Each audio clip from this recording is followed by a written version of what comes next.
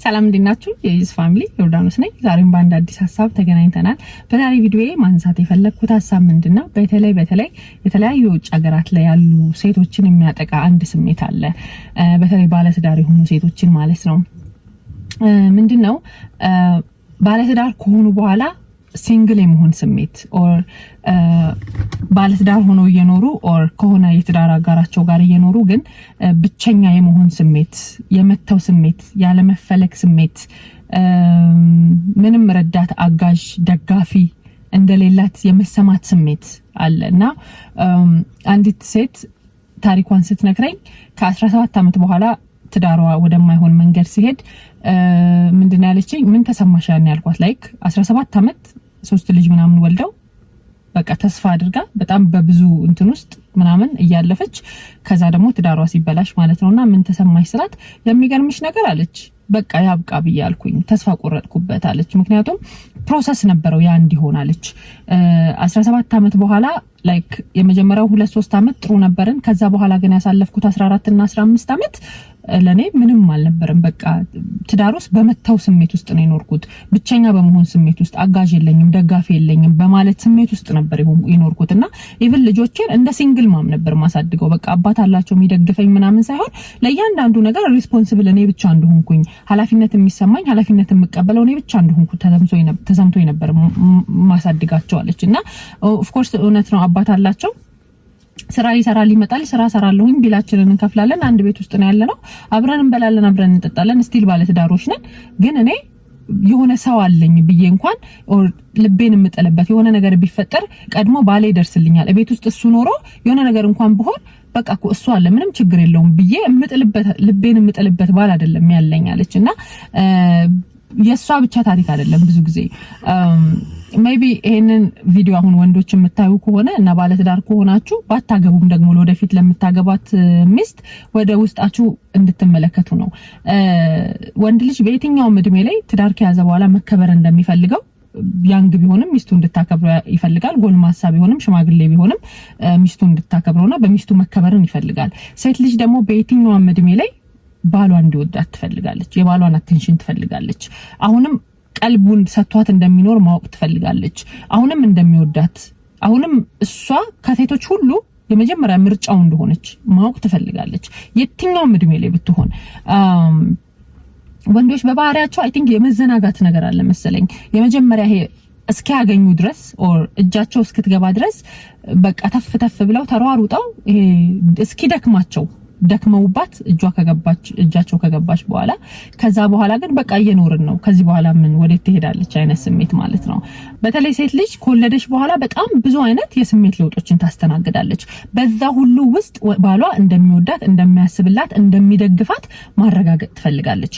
ወንዶች ደግሞ በባህሪያቸው ያኔ አሁን ከወለደች በኋላ የምታሳያቸውን አይነት ኢቭን ስሜት ሜቢ ፍቅረኛሞች ሆኖ ብታሳየው ኖሮ የሆነ ሰው ሊያሸንፈኝና ይዟት ሊሄድ ይችላል ብለው ስለሚያስበው በጣም ሊታገሱ ሊችሉ የሚችሉትን አይነት ነገር ሁላ ባህሪ ያኔ በጣም የመሰልቸት እንዴ በቃ ምን አድርግ ነው የምትይኝ ሁሉ ነገር ፐርሰናል የማድረግ ማለት ነው። ምንድነው የምትነጫነጭብኝ እንደዚህ ገብቶ እንደዚህ ወጥቶ ምናምን በቃ ቶሎ ስልቹ የመሆን ነገሮችን የማቆም ፍላጎት ኦር የመሸሽ በቃ ይሄ ጥሎ የመሄድና የመሸሽ ስሜት ማለት ነው። ሶ በዛ ጊዜ ሴት ልጅ ምንድነው የሚሰማት? ኦኬ በቃ እንደ ድሮ አይወደኝም ማለት ነው፣ አይፈልገኝም ማለት ነው፣ በነገሮች ስልቹ ሆኗል ማለት ነው። ስለዚህ ይሄ ትዳር በኔ ፍላጎት ብቻ ነው የቆመው ማለት ነው። ይሄ የመተው ስሜት ማለት ነው። ያ እንደ ሴት በጣም ነው የሚከብደው እና ደግሞ በጣም ነው የሚጎዳው እውነት ለመናገር። እንደገና ደግሞ እዛ ላይ ስራው ይጨመራል። ለምሳሌ ውጭ ሀገር ሲሆን አሁን ግዴታ ቢሉ መከፈል አለበት፣ ኑሮ መኖር አለበት፣ እያንዳንዱ ነገር መደረግ አለበት። በወሩስ የሚደረገው ነገር መቋረጥ የለበትም አይደለ? ሶ የሷ ስሜት እንደዛ ተለውጦ እሱ ሜቢ ከጧት እስከ ማታ ደግሞ ጭራሽ ጊዜውን ሰጥቶ ስራውን መስራት አለበት አይደለ? ሜቢ እሷና እሱ አንድ ላይ ሲሰሩ የሚከፍሏቸውን ነገሮች አሁን የአንድ ሰው ሪስፖንሲቢሊቲ ብቻ ሊሆን ይችላል። ስለዚህ እሱ ተጨማሪ ሰዓት መስራት ሊኖርበት ይችላል ማለት ነው። ስለዚህ ሞሮፍ ጊዜውን ውጭ ላይ ያሳልፍ ይችላል። ሶ ይሄ ብቻዋን ቤት ውስጥ ከሆነ ልጅ ጋር ከሆነ ህፃን ልጅ ጋር ብቻዋን የምታሳልፈው ስሜት ሜቢ 2 እና 3 ልጆች ከሆኑ ደግሞ ሌሎች ህፃናቶች ላይክ በጣም የሷን አቴንሽን የሚፈልጉ ከዛ ደግሞ እዚህ ጋር ሌላ አዲስ ልጅ ማለት ነው። ሶ ባሏ ደግሞ ከስራም ሲመጣ ወይ ደክሟል ትቷት ይተኛል ምናምን ወይ ቀኗን እንዴት ነሽ ምናምን ብሎ ጠይቆ ላይ ሰማት ይችላል። ይሄ ብቻ የመሆን ዲፕረስድ የመሆን እስከሆነ ጊዜ ሰው የሚችል ሰው መጥቶ ሊጠይቃት ምናምን ሊሆን ይችላል። ፋሚሊ ከሌላትና ቋሚ የሚያርሳት የሚያግዛት ምናምን ሰው ከሌለ ግን ከዛ ውጪ ሁሉም ሰው የራሱ ስራ አለው የራሱ ኑሮ አለው ማለት ነው። ስለዚህ ባሏም እንደተዋት ወይ ፊቱን እንደቀየረባት ኦር ችላ እንዳላት ሲሰማት ይሄ በመታው ስሜት ውስጥ የምታሳልፋቸው ጊዜያቶች ምን እየሆኑ ይመጣሉ? ኢቭን አሁን ባለ ታሪኳ እንደነገረችኝ ራሱ ፕሮሰስ ይሆናል ጊዜው ማለት ነው። በቃ ይሄ መተውን መለማመድ ይሄ ኦሬዲ እየተተወች አይደለ? ስለዚህ መለያየትን ራሱ መለማመድ ይመጣል ማለት ነው። ስለዚህ ላይክ እዚህ ሀገር ደግሞ ሲሆን የልባችንን አውጥተን የምንነግረው ሰው የዛን ያህል ላይኖር ይችላል። ሰው ጀጅ ያደርገኛል ብለን ልንፈራ እንችላለን። በመንፈልገው ሰዓት ኢቭን ጓደኞቻችንን ወተን ማግኘት ላንችል እንችላለን። የሆነ ሰው አቬለብል ሆኖ ቁጭ ብሎ ስሜታችንን አዳምጦ ምናምን መፍትሄ ላይ ሰጠን ይችላል። ገብቷቸዋል። አሁን ኢትዮጵያ ሲሆን ጓደኞች አሉ፣ አጋጆች አሉ፣ ቤት ውስጥ ልጆቻችሁን ቴክ ኬር የሚያደርጉ አጋጆች አሉ። ሰው እነሱ ልጆቻችሁን እያዩ እናንተ ጓደኞቻችሁን ልታገኙ ትችላላችሁ። ፋሚሊ ሜምበር አለ። የሆነ እናታችሁ ጋር ልጃችሁን ልትተው ትችላላችሁ። እናታችሁ ቤት ሄዳችሁ ተጽናንታችሁ ልትመጡ ትችላላችሁ። አዎ ትዳር እኮ እንደዚህ ነው፣ ይሄ ነው መንገዱ፣ እንደዚህ ነው ተብላችሁ ኢቭን ከታላላቆቻችሁ ምክር ልትሰሙ ትችላላችሁ። ከጎረቤት ከእናት ከእህቶች ምናምን እንደዚህ አይደለ? እዚህ ሀገር የእናንተ ላይፍ ኃላፊነት የምትወስዱት እናንተ ብቻ ናችሁ ማለት ነው። ስለዚህ ይሄ በመታው ስሜት ውስጥ ባለመፈለግ ስሜት ውስጥ መኖር በጣም የሚጎዳ ነገር ነውና ባሎች እባካችሁ ይሄ ስሜት ሚስቶቻችሁ እንዳይሰማቸው።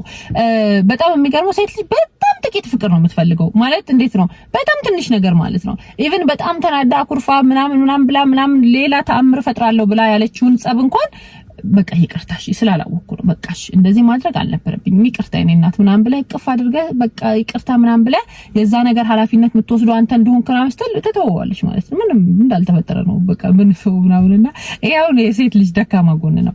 ልክ እናንተ ደግሞ በየትኛውም እድሜ ቅድም እንዳልኳችሁ መከበር እንደምትፈልጉት ማለት ነው። ስለዚህ ሴት ልጅ ይሄ ባል ደግሞ ሲሆን እንዴት ነው አሁን እንደ ኢትዮጵያዊ ጭንቅላት ራሱ ኃላፊነት የሚወስድ አይደለ አባወራ ይሄ የቤቱ እንዴት ነው ኃላፊ ምን ተማመንበት ይሄ ምን እንደገፍበት የሆነ ሐሳቤን የምጥልበት እኔ አሁን ቤት ውስጥ የኔ ስራ የባሌ ስራ ምለው ነገር አለ አይደለ የሆነ ጉዳይ ማስፈጸም ምናምን ከሆነ እኔ እንደማይመለከተኝ አድርጌ ነው ማስበውነት ለመናገር በቃ የዛ ነገር ተጠያቂ ኦር ጉዳይ አስፈጻሚ ባለቤቴ እንደሆነ ማለት ነው። ምክንያቱም ከልጅነት አሁን ጭንቅላቴ ውስጥ ያለ ነገር አለ ላይክ አባቴ እያንዳንዱ ይሄ አሁን ኢትዮጵያ ያለ ምንድነው መብራት ኃይል ውሃ ልማት ምናምን እንደዚህ የቢሮ ነገሮችን ምናምን የሚያስፈጽመው እሱ አይደለ። ስለዚህ አሁን እኔም እዚህ እድሜ ላይ የሆነ ጉዳይ ማስፈጸም ከሆነ እኔ ያንን ነገር ማድረግ እንዳለብኝ ራሱ አይሰማኝም። የቤቱ ኃላፊነት ደግሞ የኔ እንደሆነ ይሰማኛል ማለት ነው። ሶ በእንደዚህ አይነት ሁኔታ ስለሆነ እንደ ሀበሻ የሚያደግ ነው። ሴቶችም ደግሞ እያየን ያደግነው ነገር አለ አይደለ?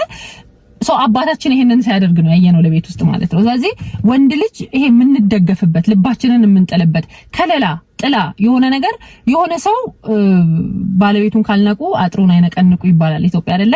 የሆነ ሰው ባለቤቱን ካልናቀ ያንን ግቢ ኦር ሚስቱን ኦር ልጆቹን ምናምን ሊተናኮል እንደማይችል ይታወቃል። ምክንያቱም አባወራ አለ። ብዙ ጊዜ ምን ይባላል በኢትዮጵያ ሴት ልጅ ኢቭን ባሏ ከሞተ ኦር ምናምን በኋላ እንድታገባ የሚፈለገው አባወራ ሲኖር ቤቱ ይከበራል። ስለዚህ ድጋሚ ማግባት አለብሽ ብለው ሰዎች የሚያስገድዷት እንደዛ ነውና ሁሌም አባወራ ብለን ስናስብ የሚከበር እኔን እሱ ተከብሮ እኔን የሚያስከብረኝ እሱ የሆነ ቻሌንጅን ተወጥቶ እኔን ከዛ ቻሌንጅ ውስጥ እጄን ይዞ ጉትቶ የሚያወጣኝ ምናምን ብለን ነው የምናስበው ማለት ነው።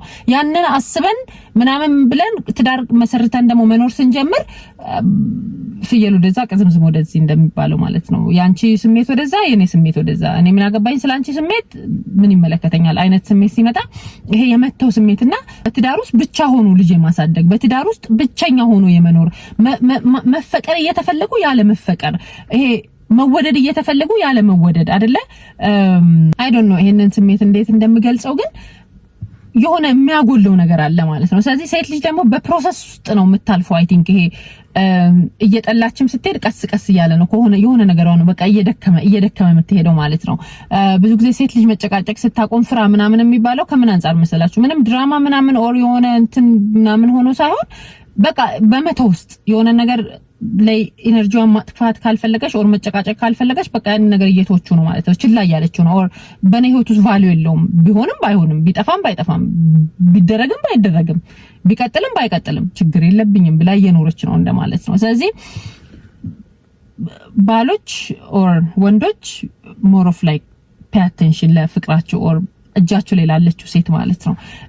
ለዛ ነው አሁን እሷ ምን አለችኝ፣ ምን ተሰማሽ ስላሳለፈቻቸው ነገሮች ስትነግረኝ ምን ተሰማሽ ስላት ፕሮሰስ ነበረው አለችኝ። ስለዚህ ምንም በቃ እንኳን ቀረ ልረፍ ነው ያልኩት። ምክንያቱም እሱ ራሱ እንደ ልጅ ነው አይደለ? ብዙ ጊዜ የኢትዮጵያ ባሎች እንደ ልጅ ናቸው። በቀደም እንደውም አንድ ቪዲዮ አይቼ ሲስቅ ነበረ። የአበሻ ባል ምግብ አቅርቦ እኮ ሲበላ ለሚስቱ ፌቨር ይሰራላት ይመስላል ወይ ሚስቱን ያገዛት ይመስላል ምናምን የሚል ማለት ነውና ማመንም ከጀመራችሁ በጣም ጥሩ ነው እያልኩ ነበር። ቢካዝ እናንተ ወንዶችም ደግሞ ያዩ ያደጉት ነገር ስላለ ሁሉን ነገር ሚስት እንድታረግላቸው ኦር በእህታቸው ተደርጎ ወይ እናታቸው አድርጋ ምናምን ነው ሰው አባታቸውንም ደግሞ ቤት ውስጥ እናትየው ስትንከባከብ ነው ያዩ ያደጉት ማለት ነው። ስለዚህ አሁን የተሰራ ምግብ እንኳን አቅርቦ መብላት ሚስትየውን እንዳገዘ ነው የሚሰማው ማለት ነው። ስለዚህ በመታው ስሜት ውስጥ ከዛ ለባ ሁሌ አገልጋይ ሆኖ መኖር አንዳንዴ እንደ ሰራተኛ ነኝ እንደ አይነት ስሜት ማለት ነው። በቃ ነው ላይፌ እኔ ሰራተኛ ነኝ አገልጋይ ነኝ በቃ ይሄ ብቻ ነው የኔ ህይወት አይነት ስሜት እንዲፈጥርባት ያደርጋልና በተቻለ መጠን ይሄ አይ ነው ስራው ስትረስ ያደርጋል፣ ቢል መከፈል አለበት፣ ኑሮ መኖር አለበት። ግን ከዛ ሁሉ ነገር ውስጥ አንዳንዴ በጣም ትልቅ የሚያምር የሞቀ የሚመስል ቆንጆ ቤት ውስጥ ሴት ልጅ ፍቅር ካላገኘች ምንም እንደ በድን ነው የምትኖረው። በመልመዱ ሴት ልጅ ልትኖር ትችላለች። በቃ ዝም ብላ መኖር አለ አይደለ? ይሄ ስሜት የሌለው ግን ዝም ብሎ መኖር በቃ ፕሮሰሱን የጠበቀ ጠዋት ተነስቶ ኩክ አድርጎ ቁርስ አብልቶ ምናምናም ላውንደሪ ማድረግ፣ ቤት ማጽዳት፣ ወጥ መስራት፣ እንጀራ መጋገር፣ ከዛ ዝም ብሎ መኖር ገብታችኋል? ከዛ ከሆነ ጊዜ በኋላ ምን አይነት ስሜት ነው የሚሰማት?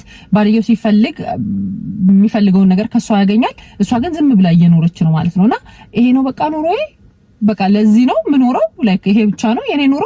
መነሳት፣ ኩክ ማድረግ፣ ማብላት፣ ማጠጣት፣ ቤቱን ቴክ ኬር ማድረግ፣ ልብስ ማጠብ ምናምን ልጆቹን ቴክ ኬር ማድረግ፣ ባሌን ቴክ ኬር ማድረግ፣ እሱ የሚፈልገውን ነገር ማድረግ። ከዛ በኋላ ነገም ከነገ ወዲያም ያንን መደጋገም። እኔ የምፈልገው ህልም የለኝም፣ እኔ የምፈልገው ማድረግ የምፈልገው ነገር የለም። ስለዚህ ይሄ ብቻ ነው የኔ ኑሮ። በዛ ህይወት ተስፋ እየቆረጠች ትሄዳለች ማለት ነው። ስለዚህ አንድ አይመጣ ባሎች በጣም ጥቂት ፍቅር ነው የምትፈልገው ሴት ልጅ በጣም ትንሽዬ ማለት ነው።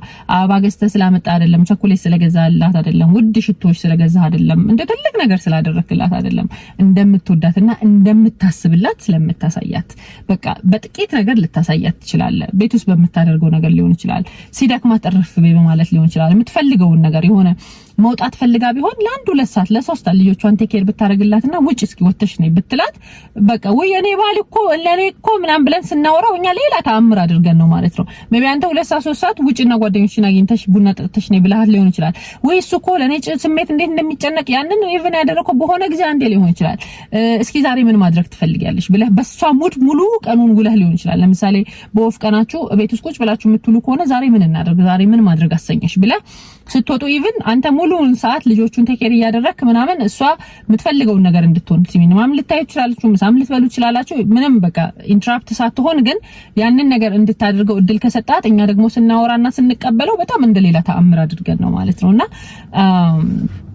ይሄ በትዳር ውስጥ ሆኖ የመታው ስሜት እና ይሄ ሲንግል ሆኖ የመኖር ስሜት ለዛ ነው አይ ቲንክ ከሆነ አንዳንዴ የሆነ ጊዜ በኋላ የሄደ ትዳር ይፈርሳል የማትሉት ኦር ይቆማል የማትሉት ትዳር ሲቆም ታያላችሁና እንዴ ላይክ ትዳር እድሜው በቀጠለ ቁጥር ይቀጥላል ነው እንጂ ይፈርሳልን አታስቡም አይደለ? ትዳር ባጭሩ ከተቀጨ ነው በቃ መግባባት ስላልቻሉ ምናምን የሚባለው 10 አመትና ከዛ በላይ ያስቆጠረ ትዳር ይቀጥላል ብላችሁ ነው እንጂ የምታስቡት ይፈርሳል ብላችሁ አታስቡም። ሰው ፕሮሰስ ነበረው ማለት ነው።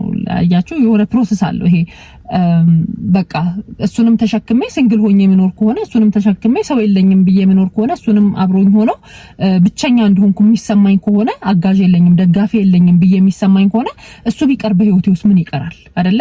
የቤቱንና የልጆቹን ምናምን የትዳሩን ሙሉ ኃላፊነት የምትቀበሉት እናንተ ያቺ ሴቷ ብቻ ከሆነች ሚስት ብቻ ከሆነች እና ባል ምንም በቃ መውጣት መምጣት ገንዘብ መስራት ቢሉን መክፈል ምናምን ለሷ ምንም አይነት ኢሞሽናል አታችመንት ከሌለው ቢቀርብኝ ምን ይቀራል አይደለ? ምክንያቱም ሴት ልጅ ብቻዋን ስትሆን በጣም ከተለያየ ሰው ፍቅር ልታገኝ ትችላለች፣ አቴንሽን ልታገኝ ትችላለች። ይሄ ፍቅረኛ አላት ኦር ባለትዳር ናት የሚለው ታይትል ግን እንዲገድባት ያደርጋል። ምክንያቱም ያንን አልፋ ሄዳ አንድ ነገር ብታረግ ኃጢአት ነው፣ ዝሙት ነው፣ ኃጢአትም ነው ሲጀመር አይደል? ሶ ያንን ደግሞ ላለማድረግ አርፋ ትቀመጣለች ማለት ነው። ሶ ካንተም ፍቅር አታገኝም፣ ከሌላም ከውጭ ሰው ፍቅር አታገኝም። ምንም ይሄ አሁን በጣም ነው የሚያደክመው አይደል ለመኖር በራሱ። ምክንያቱም ፍቅር ማግኘት ያለባትን ነገር ካንተ ሳታገኝ ከዛም ደግሞ ከውጭም አታገኝ። ምክንያቱም እሷ ሴት ወይ ባለትዳር ናት ወይ ደግሞ ፍቅረኛ አላት አይደለ? ስለዚህ እኔም ፍቅር አልሰጥሽም ከሌላም ፍቅር ማግኘት የለብሽም አልፈሽ ቁጭ በይ ብሎ ደግሞ ማለት ራስ ወዳድነት ነው። ስለዚህ ወንዶች ወደ ውስጣችሁ እንደው መልከት ብትሉ፣ ሴቶቻችሁን ብትንከባከቡ፣ ሴቶቻችሁን ብትወዱ፣ ትንሽ ፍቅር ትንሽ ክብር ብትሰጧቸው የሚል ነው። እንግዲህ የዛሬ ቪዲዮ ይሄንን ይመስላል። አይ ሆፕ ሀሳቡን እንደምትጋሩኝ ተስፋ አደርጋለሁ። በዚህ ስሜት ውስጥ ያላችሁ ሰው የዛሬ ቪዲዮ ይሄንን ይመስላል። በሚቀጥለው በሌላ አዲስ ቪዲዮ እንገናኛለን። እስከዛው ድረስ ባይ